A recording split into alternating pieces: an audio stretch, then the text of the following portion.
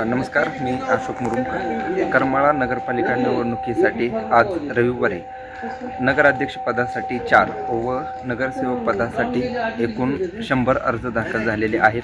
आतापर्यंत नगरपालिकेच्या नगराध्यक्षपदासाठी 7 व नगरसेवक पदासाठी एकूण 154 अर्ज दाखल झाले असल्याची माहिती आहे। करमाळा नगरपालिका निवडणुकीसाठी उमेदवारी अर्ज दाखल करण्याचा सोमवारी 17 तारखेला शेवटचा दिवस आहे। शेवटच्या दिवशी किती अर्ज येतील, कुणाकुणाला एबी फॉर्म मिळतील हे पाहावं लागणार आहे। करमाळा नगरपालिकेच्या निवडणुकीसाठी अर्ज दाखल करण्यासाठी रविवारी आज 16 तारखेला सकाळपासूनच ज्ञानेश्वर वाचन मंदिर परिसरात इच्छुकांनी गर्दी केली होती। सकाळपासून दाखल झालेल्या अर्जांमध्ये नगराध्यक्षपदासाठी घुमरे देवी यांचे अर्ज आहेत।